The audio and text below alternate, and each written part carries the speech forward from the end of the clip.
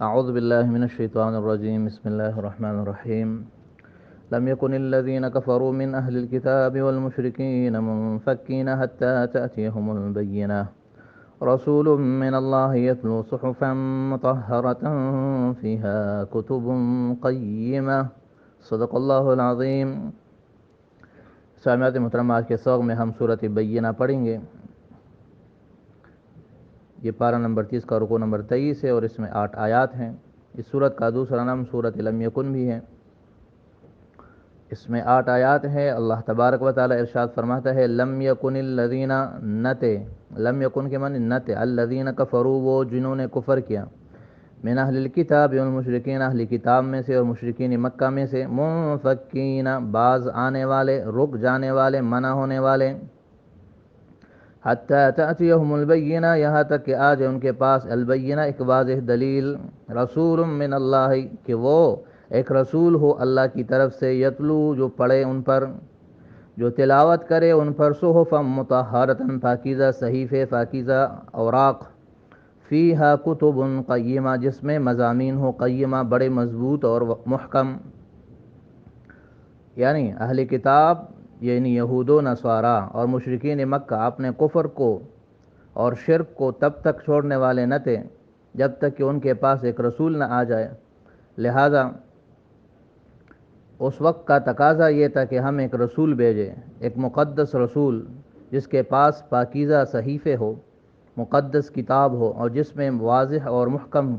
مضامین ہو۔ اس لیے اس پیغمبر کا آنا ناگزیر تھا، یہ کسی صوفی فلسفی یا بادشاہ کے بس کی بات نہ تھی، تو اس لیے ہم نے اس پیغمبر آخر الزمان کو بھیجا تاکہ یہود و نصارہ مشرکین مکہ اپنے کفر اور شرک کو چھوڑ دے اور ایمان اور توحید کی راہ اپنا لے۔ وما تفرق الذین اوتوا الکتاب اور جدا جدا نہ ہوئے وہ لوگ اوتوا الکتاب جن کو دی گئی تھی کتاب، یعنی یہود و نصارہ مختلف فرقوں میں اس لیے بٹے، الا من بعد ما جاءتهم البینہ مگر اس کے بعد کہ آئی تھی ان کے پاس واضح دلیل۔ جیسے حدیث میں ہے کہ یہود 71 یا 72 فرقوں میں بٹے اور اسی طرح نصارہ بھی، تو اللہ نے فرمایا کہ یہ اس لیے نہیں کہ ان کے پاس علم نہیں تھا یا اللہ اور رسول کی باتیں واضح نہیں تھی، بلکہ واضح تھی، یہ صرف حسد، بغض اور عناد اور اپنے خواہشات اور جہل کی وجہ سے اس طرح انہوں نے مختلف فرقے اور مختلف گروہ بنا لیے۔ وما امروا الا ليعبدوا اللہ حالانکہ حکم نہیں دیا گیا تھا ان کو مگر اس بات کا لیعبدوا اللہ کہ وہ اللہ کی بندگی کرے، مخلصین لہ الدین اس حال میں کہ خالص کرے اس کے لیے اپنی بندگی اور عبادت، حنفاء اور ایک اللہ کو ماننے والے بنے، حنفاء جمع حنیف کی، سارے راستوں سے ہٹ کر ایک سیدھے راستے کی طرف مائل ہونا، مطلب موحد مسلمان ہونا۔ وَيُقِيمُ الصَّلَاةَ اور نماز قائم کرے، وَيُؤْتُ الزَّكَاةَ اور زکوٰۃ دیا کرے، وَذَلِكَ دین القیمہ اور یہی ہے مضبوط دین۔ ان الذین کفروا من اہل الکتاب والمشرکین بے شک وہ لوگ جنہوں نے کفر کیا اہل کتاب میں سے اور مشرکین میں سے، یعنی یہود و نصارہ اور مشرکین میں سے جو کافر ہے، فی نار جہنم وہ جہنم کی آگ میں ہوں گے، خالدین فیہا ہمیشہ کے لیے اس میں ہوں گے،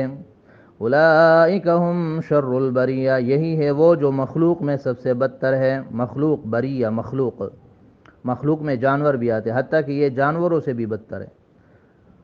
ان الذین آمنوا وعملوا الصالحات بے شک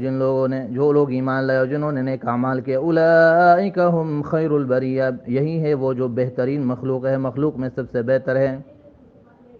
جزاؤہم عند ربہم ان کا بدلہ ان کے رب کے پاس، جنات عدن عدن کے باغات ہیں، تجری من تحتها الانہار جن کے نیچے نہریں بہتی ہیں، خالدین فیہا جس میں وہ ہمیشہ رہیں گے، ابداً ہمیشہ ہمیشہ کے لیے۔ رضی اللہ عنہم اللہ ان سے راضی ہو گیا، ورضوا عنہ اور یہ اللہ سے راضی ہو گئے، ذالک یہ جنت لمن خشی ربہ اس کے لیے ہے جو اپنے رب سے ڈر گیا۔ سامعین محترم اس صورت کا نام صورت بینہ ہے، بینہ کا معنی واضح دلیل ہے، یہ لفظ آگے استعمال ہوا اس صورت میں، اس وجہ سے اس کا نام صورت بینہ استعمال کیا گیا۔ پہلی 3 آیات میں اللہ فرماتا ہے کہ مشرکین مکہ یہود و نصارہ اپنے کفر اور شرک کو نہیں چھوڑنے والے تھے، وہ بالکل ان پر ڈٹے ہوئے تھے، اور یہ ممکن ہی نہ تھا کہ بغیر کسی مقدس رسول اور کتاب کے بھیجنے کے وہ ایمان لائے، لہٰذا ہم نے ایک مقدس رسول محمد الرسول اللہ صلی اللہ علیہ وسلم بھیجا کہ وہ ان پر پاکیزہ کتاب، پاکیزہ صحیفے یعنی قرآن جو وحی کی صورت میں اترا وہ پڑھے، جس میں مضبوط اور محکم باتیں اور مضامین ہیں۔ یہ کسی فلسفی یا صوفی یا بادشاہ کا کام نہیں تھا۔ آگے فرمایا کہ یہود و نصارہ مختلف فرقوں میں بٹے اپنے خواہشات اور ضد اور عناد کی وجہ سے۔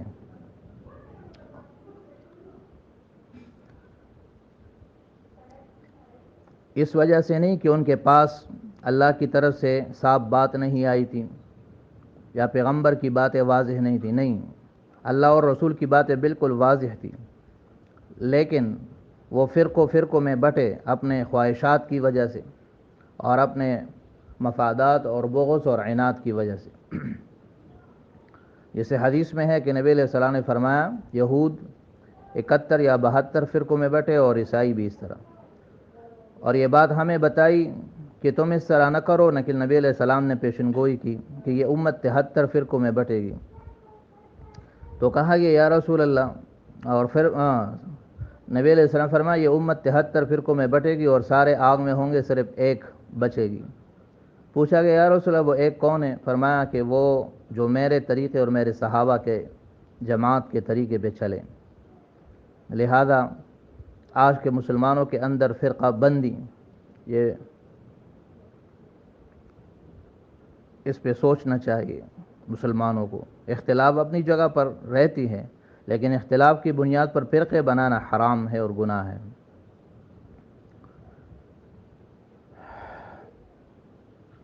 فرمایا کہ اللہ تعالیٰ کی طرف سے ان کو صاف حکم ملا تھا کہ بس اللہ کی بندگی کرو، اللہ کے ساتھ شرک نہ کرو، نماز قائم کرو، زکوٰۃ دو۔ اسی طرح مسلمانوں کو جو باتیں بیان کی گئی ہے وہ بھی بالکل واضح اور صاف ہیں۔ یہ اسلام کا دین بالکل یہ ملت بیضاء ہے، روشن دین ہے۔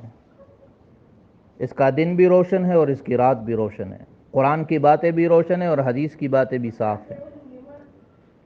لہذا مسلمانوں کو اب ضرورت ہے کہ اپنے سارے اختلافات قرآن و حدیث کی بنیاد پہ حل کرے، نہ کہ قرآن و حدیث کی بنیاد پر نئی جماعتیں اور نئے فرقے بنائے اور امت کو تقسیم کرے۔ آگے فرمایا کہ یہود و نصارہ اور مشرکین مکہ میں سے جو بھی کافر ہیں، یعنی جو بھی ایمان نہیں لائیں گے، وہ جہنم کی آگ میں ہمیشہ کے لیے جلیں گے، اور یہ مخلوق میں سب سے بدتر لوگ ہیں۔ اور جو ایمان لائیں گے اور نیک اعمال کریں گے، یہ بہترین مخلوق ہے، اور ان کو جنت بدلے میں ملے گا جس میں وہ ہمیشہ رہیں گے، اور اللہ ان سے راضی ہوگا اور یہ بھی اللہ سے راضی ہوں گے۔ اور فرمایا یہ جنت اس کے لیے جو اپنے رب سے ڈرے، یہ نہیں کہ ریاکاری کے لیے عبادت کرے یا منافقت کرے، بلکہ جس کے دل میں اللہ کی عظمت و خشیت ہو اور اس کی بنیاد پر وہ اللہ کی بندگی عاجزی کے ساتھ کرتا رہے، تو جنت ایسے لوگوں کے لیے ہیں۔ اللہ تعالی ہمیں بھی جنت نصیب فرمائے، اور کفر، شرک، ریاکاری، منافقت سے ہماری حفاظت فرمائے، بدعات و سیئات سے ہم کو دور کرے، اور اخلاص کے ساتھ اللہ کی عبادت نصیب فرمائے، تمام اخلاق حمیدہ اور اخلاق حسنہ سے مزین فرمائے، اور اخلاق رذیلہ سے ہماری اور ہمارے اولاد کی اور تمام امت مسلمہ کی حفاظت فرمائے، قرآن کو سمجھنے اور اس پر عمل کرنے کی توفیق عطا فرمائے۔ یہ آج کے سبق کا خلاصہ ہے، امید ہے آپ کو سبق سمجھ آ گیا ہوگا، باقی انشاءاللہ کل پڑھیں گے۔ صدق اللہ العظیم و صدق رسولہ النبی الکریم۔ السلام علیکم ورحمۃ اللہ وبرکاتہ۔